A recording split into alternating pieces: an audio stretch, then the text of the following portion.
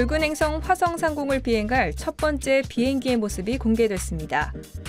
프란트리라는 모델로 나사의 암스트롱 비행연구센터에서 실험과 추가 개발이 진행 중입니다. 공기 역학적 구조로 만들어진 이 비행기는 2022년부터 2024년 사이 화성 착륙 로봇과 함께 큐브셋 컨테이너에 넣은 뒤 발사될 예정입니다. 오는 7월 14일, 인류의 태양계 탐사 역사에 기억될 만한 날이 될 것으로 보입니다. 태양계 경계 탐사선 뉴 호라이즌스 호가 명왕성 근접 통과가 임박하면서 인류 역사상 가장 가까운 거리에서 태양계 최외곽 외소 행성을 직접 지켜볼 수 있기 때문입니다. 뉴 호라이즌스 호는 10년의 항해 끝에 명왕성과 12,500km 떨어진 최근접점을 통과할 예정입니다. 지난 6월 28일 미국 민간 우주개발업체 스페이스X의 무인 우주선 발사가 실패로 돌아갔습니다. 팰컨 로켓은 발사된 지 약 2분 20초 만에 폭발했고 로켓과 화물선 잔해들은 대서양으로 추락했습니다. 팰컨 9이 공중 폭파한 날, 러시아 우주인 겐나디 파달카는 인류 최장 우주 체류 기록을 경신하며 인류의 우주 개발사에서 두 가지 사건이 동시에 기록된 날이 됐습니다.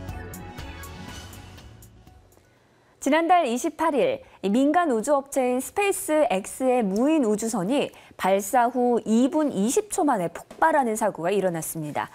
국제우주정거장으로 화물을 싣고 발사된 우주선이었죠. 그리고 이날은 러시아 우주인이 우주 체류 기록을 경신한 날이기도 한다는데요. 어떤 이야기일까요? 오늘도 이 별별 이야기 마스터죠. 이태영 교수님과 함께 자세한 이야기 나눠보겠습니다.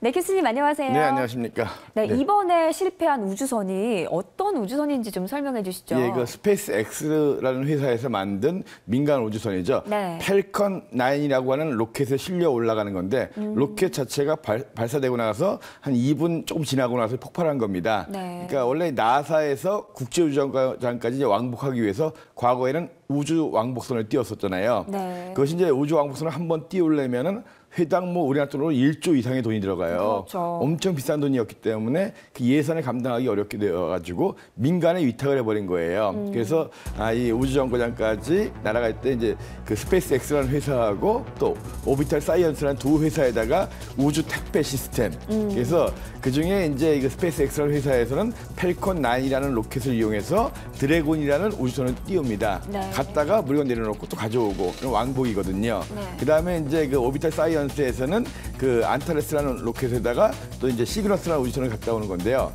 이 안타깝게도 작년 10월 말에 이 오비탈 사이언스의 이 로켓이 폭발을 했어요. 네. 그래서 거기서 시그너스도 망가졌고요. 예. 그래서 결국은 민간 하나 남았었잖아요. 예. 이번에 역시 이것마저도 폭발한 거예요. 그래서 지금 참 걱정입니다. 이 우주정거장에 사람들은 물자를 보급받아야 되는데 네. 계속적으로 이렇게 실패가 일어나기 때문에 이러다가 정말 보급이 끊기면 어떻게 될까? 그럼 앞으로의 방법은 좀 어떤 게 근데 있을까요? 이제 아직도 여유가 많이 있어요. 그러니까 이거 러시아의 프로그레스호는 계속적으로 이제 이건 일회용이기 때문에 예. 그리고 이제 가장 안전한 거 소유주 우주선이 있거든요. 네. 역시 러시아 건데 이건 사람하고 같이 올리는 거거든요. 그래서 어차피 현재 우주정거장에 3분이 계십니다.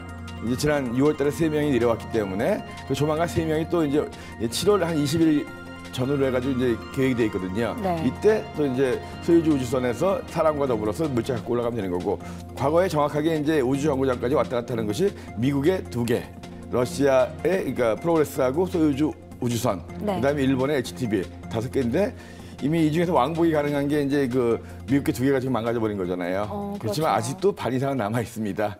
그런데 반면에 우주 체류 기간 신기록을 기록했다라고 하는데 그럼 네네. 기존의 신기록이 어느 정도였나요? 기존에 이제 6번 정도 이제 우주 정거장 왔다 갔다 하면서 803일 정도를 이제 있었던 분이 계셨어요. 네. 근데 세르게이라는 분이 계셨었는데 이번에는 이제 803일을 넘어선 거죠. 물론 이제 이분도 1990년대에 미르부터 왔다 갔다 했기 때문에 무려 5번이나 이제 우주 정거장에 가면서 803일을 넘어선 네. 그날이 이제 804일째입니다. 근데 이제 이분은 계속 위에 있으니까 오. 다시 올 때까지 시간이 더 있을 거 아니에요. 그렇죠. 그래서 이번 미션이 끝날 때까지 하면 한 880일 정도. 대단하네요. 네, 근데 이제 물론 단일 기록은 아니에요. 예. 그러니까 한 번 올라가서 880일이면 도저히 못 있죠. 거의 3년 정도 되는 걸 보시니까. 네네. 근데 이제 이거는 이제 매번 올라갈 때마다 한 대여섯 달 정도씩 해가지고 5차례에 걸쳐가지고 이렇게 있는 겁니다. 그래서 이제 과거에 이제 1990년대에 미르가 있을 때는 그때 이제 한 번 올라가서 한 437일 정도.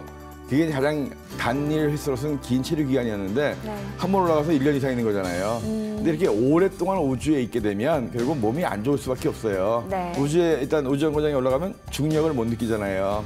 그러니까 사람이 서가지고 땅에서 잡아줘야 되는데 그렇죠. 그런 게 중력을 못 느끼다 보니까 칼슘이 많이 빠져나가고 그다음에 몸의 근육이 힘을 못 받잖아요. 그렇죠. 근육이 약해지고 그리고 우리가 잘 알지 못하는 우주병들이 꽤 있을 겁니다. 그래서 네. 정상적인 상태가 아니기 때문에 그래서 기록 세우는 건 좋지만 저분이 참 건강에 좀 이상이 없이 오래오래 사셨으면 좋겠습니다. 네, 맞습니다. 얼른 또 기술이 발전해서 우주에 체류하는 최장 기간도 그리고 우주를 오가는 우주 왕복선도 이제는 폭발 없이 새로운 진보를 해나갔으면 좋겠네요.